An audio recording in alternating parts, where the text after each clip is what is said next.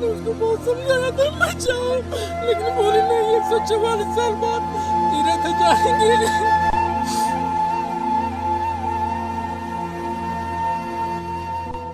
ये उस महिला का शव है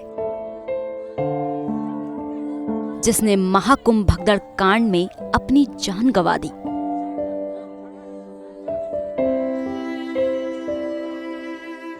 घर में मातम का माहौल है।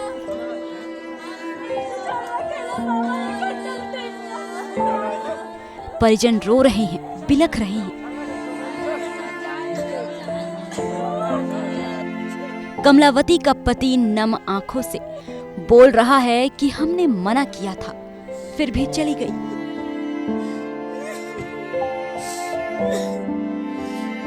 बहुत समझाया था मत जाओ, लेकिन बोली नहीं 144 साल बाद तीरथ जाएंगे।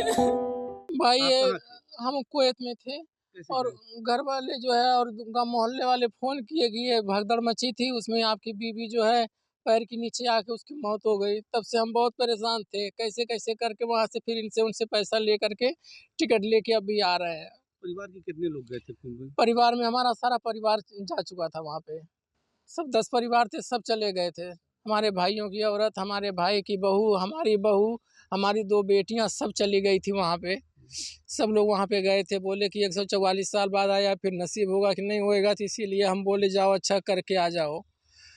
पहले हम तो मना कर रहे थे कि मत जाओ, लेकिन बोले नहीं कि हम जाएंगे, जो है इतने साल के बाद यानी दर्शन करने को मिलेगा, नहाने को मिलेगा। इसीलिए हम बोले चलो पुण्य का काम कर रहे हैं, हम तो नहीं रह पाते हैं, कम से कम यही थोड़ा पुण्य कर लें। इसीलिए हमने कहा कि ठीक है आप चली जाओ।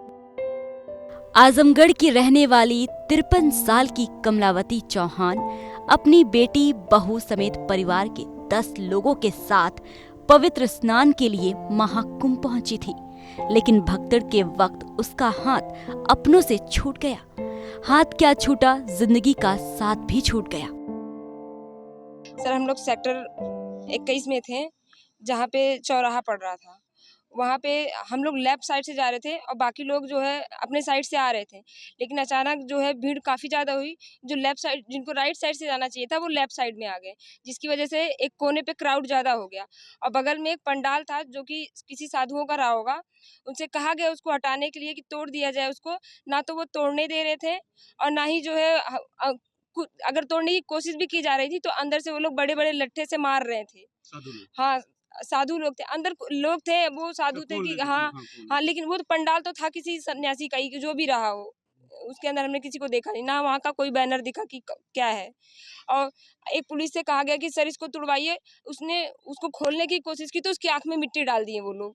यही हुआ था वहाँ पे। इसके बाद भगदड़ मची?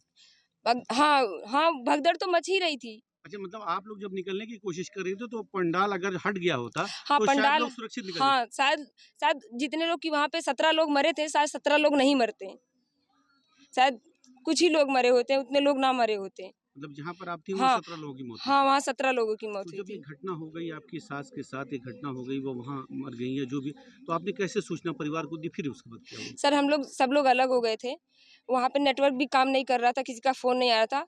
मेरी जेठान थी, उन्होंने मुझे फ़ोन किया कि जहाँ पे हादसा हुआ था वहीं पे वापस आओ, तो मैं वहाँ पे आई।